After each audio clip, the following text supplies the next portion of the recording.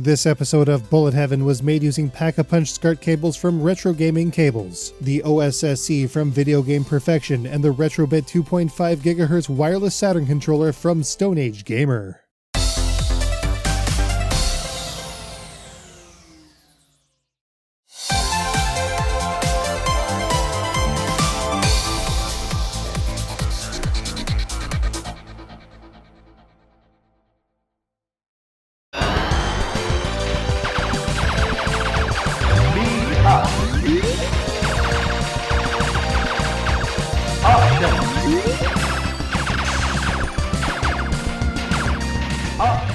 In episode 13 of Bullet Heaven, we took a look at Life Force for the NES, as a retooled director's cut of the original Salamander, which itself exists in the Gradius series with very different mechanics. Life Force reintroduced traditional Gradius features into the Salamander gamescape.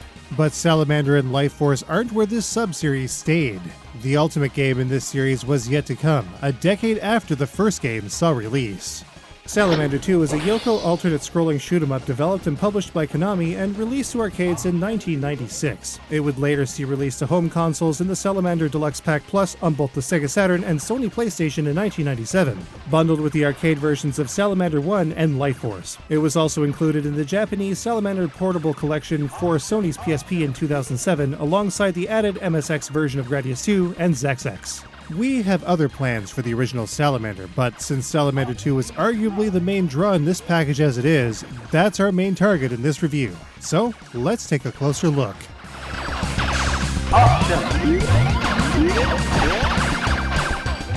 Salamander 2 is a pretty traditional shooting game in a lot of respects. The player moves Vic Viper, or Lord British for player 2. Was that? It's Super Cobra. Huh, okay. Okay, right, so player 1 controls Vic Viper and player 2 controls Super Cobra with typical 8-way arcade control.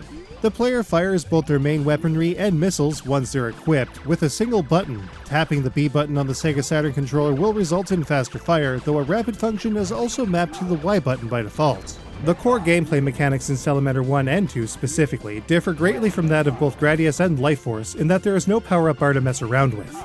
As a result, Salamander 2 is a much more straightforward game in this respect, allowing for players to better concentrate on what ends up being some pretty intense action. As such, rather than picking up power items to move a cursor along a bar to select speed, weapons, shields, and so forth, defeating red enemies and some enemy formations will leave behind dedicated weapon and ability icons for players to pick up.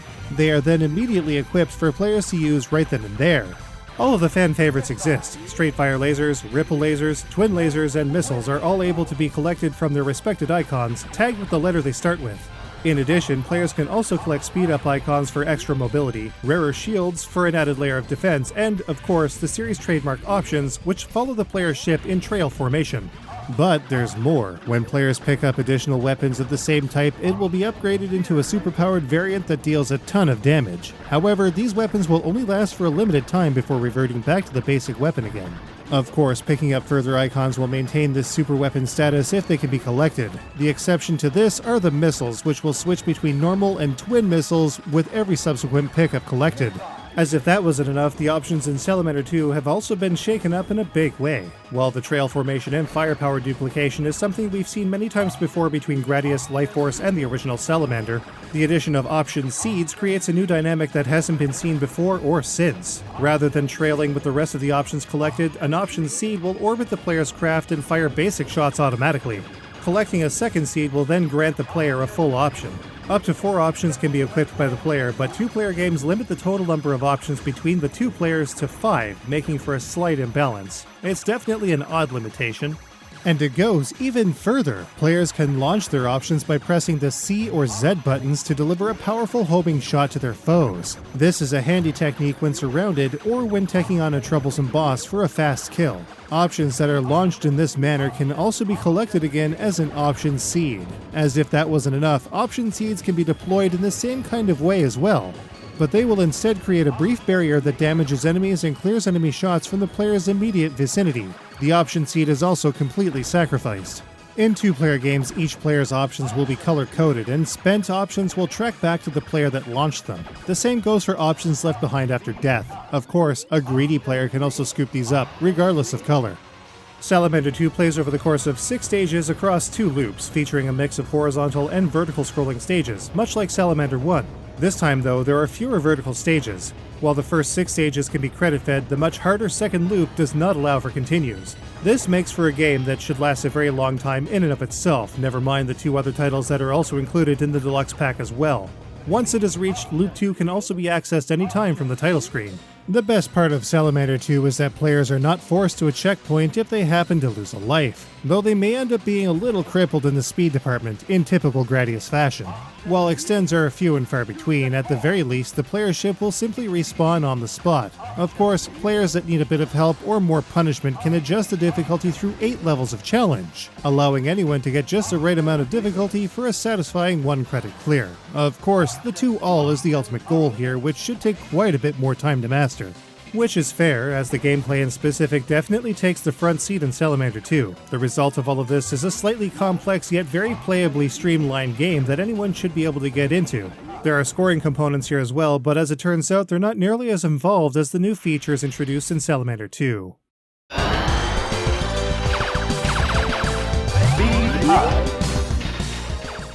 Scoring in Salamander 2 is as simple as it gets. Players simply shoot and destroy as much as they can throughout each stage to achieve their scores. Picking up weapons and enhancements also adds a decent amount of pointage to the score, but players looking to maximize their points in this manner might not be able to contend with the absurd speed rates they'll inevitably achieve with too many speed pickups as a result. Salamander has a couple of all-important extend scores to work towards. The first happens at 200,000 points and the second at 500,000. Especially compared to Salamander on the PC Engine, there are far fewer extends to be had here, so players will need to refine and own their skills to get through. As always, there are no online leaderboards here, but players can rank into the local leaderboards in Salamander 2 if they score high enough. With a total of 20 entries, players can save their scores to the Saturn's internal or cartridge memory. But this is really all there is to it. The scoring in Salamander 2 isn't especially deep, but it gets the job done.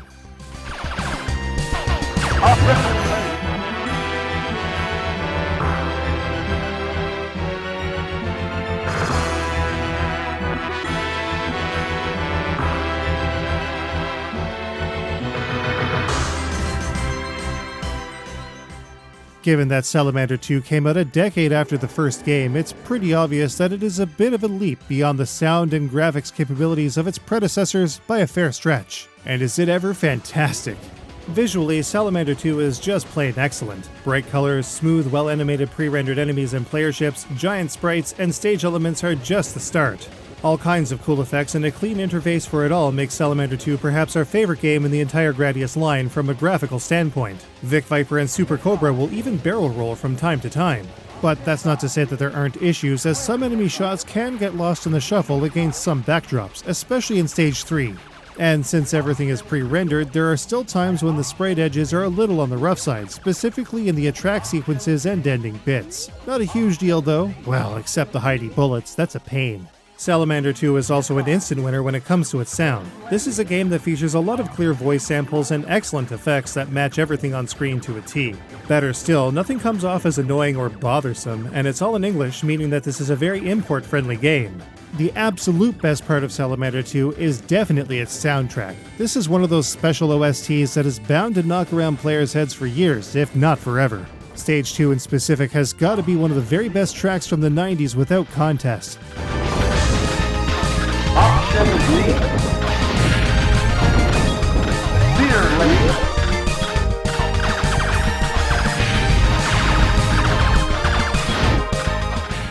The soundtrack goes even further with special remixes from Salamander 1 in the second loop. That is an excellent touch.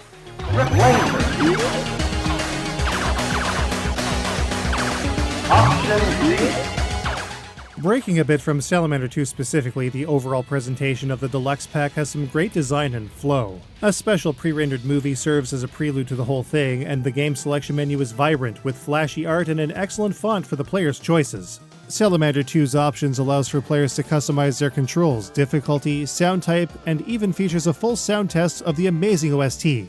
It even goes so far as to include a series of unused tracks. And best of all, it's all in English, making this a very import-friendly title. It all comes together to make Salamander 2 and the deluxe pack itself an essential retro gaming staple that shooting game fans should probably get for themselves in some form or another. But how does Salamander 2 stack up? Let's take a look.